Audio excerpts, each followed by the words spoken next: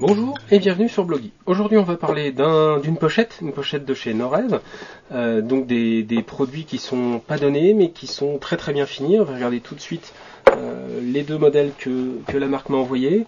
Donc c'est une pochette pour iPad première génération. En fait ça symbolise bien l'ensemble des produits, je crois que la pochette pour iPad deuxième génération est à peu près identique. L'ensemble des produits de la marque avec des produits qui sont pas donnés, donc ça coûte quand même 65 €, ce qui est pas forcément abordable par tout le monde. Par contre, la qualité des produits, la qualité des matériaux choisis est vraiment superbe. Donc ici on a une finition en cuir, c'est du vrai cuir, c'est cousu main, c'est très très bien fichu. On a la petite signature Norev ici. Il y a vraiment zéro défaut ni dans la finition, ni dans les coutures, ni dans quoi que ce soit. C'est vraiment du très très beau matériel. Il y a de bonnes idées aussi, on va regarder ça tout de suite. Mais donc le premier contact avec l'objet, c'est un cuir assez épais, souple. J'essaie de vous montrer. Voilà, c'est vraiment un bel objet, très agréable à manipuler. Donc il y a un double avantage, donc c'est déjà le côté assez luxueux de l'objet et ce contact très agréable du cuir. Deuxième avantage, c'est que ça ressemble à un porte-document tout à fait standard.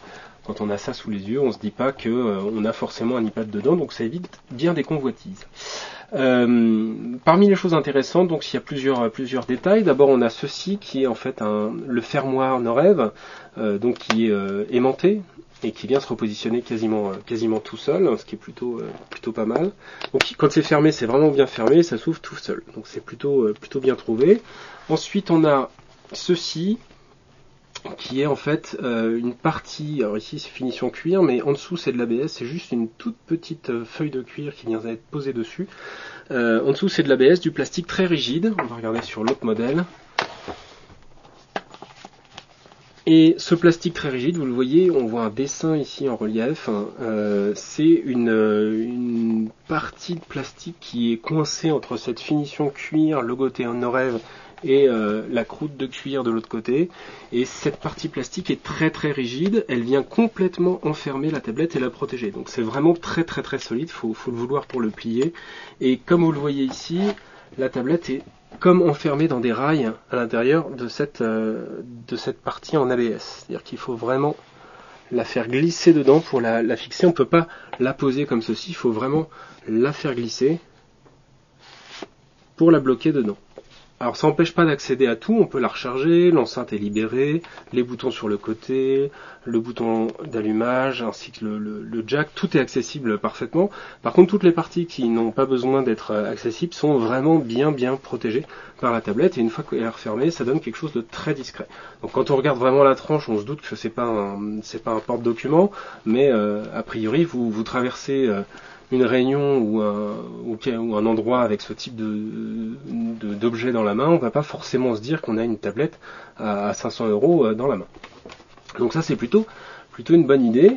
Parmi les bonnes idées également, on a ceci, donc un porte-document assez restreint parce que le format est un peu particulier, on peut pas mettre grand chose là-dedans. En France, on peut mettre une contravention, on peut mettre aussi un billet, par exemple un billet de train. Si on prend le train et qu'on change de wagon pour aller au wagon restaurant par exemple, on peut très bien glisser effectivement son billet ici, mais on ne va pas pouvoir glisser ni un A5 ni un A4 de façon très très facile.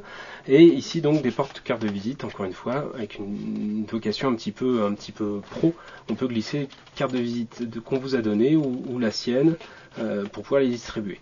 Alors pourquoi ce demi-format, enfin ce 3/4 de format et pas pouvoir utiliser la totalité de cette pochette? Tout simplement parce qu'on a ici une zone un petit peu souple qui va permettre de positionner la tablette en mode saisie avec son clavier virtuel. Donc on la dispose et on a voilà un léger angle pour pouvoir pianoter dessus. Et donc voilà, on se retrouve avec avec le clavier qui est plus facilement accessible que s'il est complètement à plat. Voilà, donc on a une saisie plus simple avec ce type de positionnement là. C'est pas tout.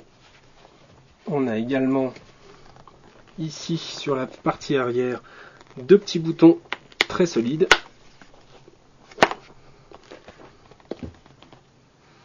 Voilà, deux petits boutons ici, pression, qui sont repris sur le côté, et donc ce petit débattement ici qui permet tout simplement de positionner la tablette en mode consultation. Et donc voilà, on se retrouve avec un mode portrait très stable. Vraiment l'objet ne bouge pas, il faut vraiment appuyer fort pour que ça puisse tomber. Et voilà, on a ici j'ai Pulse, donc un excellent lecteur de flux RSS qui va me permettre de regarder ce qui se passe en live sur le net. Je positionne ça sur le côté de mon bureau, je vais pouvoir continuer à travailler, mais je pourrais regarder évidemment une vidéo, regarder un long document web. Je pourrais faire beaucoup de choses. C'est vraiment la position de consultation. C'est également une position très très bien pour utiliser un clavier type clavier Bluetooth et avoir la tablette en face de soi pour pouvoir saisir des données. Voilà, donc c'est vraiment un usage intéressant. On a tout qui a été plutôt bien pensé. C'est solidement conçu. C'est pas donné, je veux bien l'admettre, hein. C'est pas donné. Maintenant, les tablettes qui sont vendues aujourd'hui sont vraiment pas données non plus. Donc ce genre de produit-là, c'est pas forcément le moins bon investissement qu'on peut faire, dans le sens où elles vont bien protéger le produit pendant longtemps et donc le garder dans un très bon état. Autant les plastiques des netbooks sont très solides et puis ils résistent bien au choc et à la rigueur on se fiche un petit peu qu'ils soient abîmés, autant une tablette, si vous rayez son écran tactile, c'est un petit peu gênant. Donc la protéger avec ce type de produit, c'est assurer une bonne durée de vie à votre tablette et c'est pas plus mal. Voilà, à bientôt.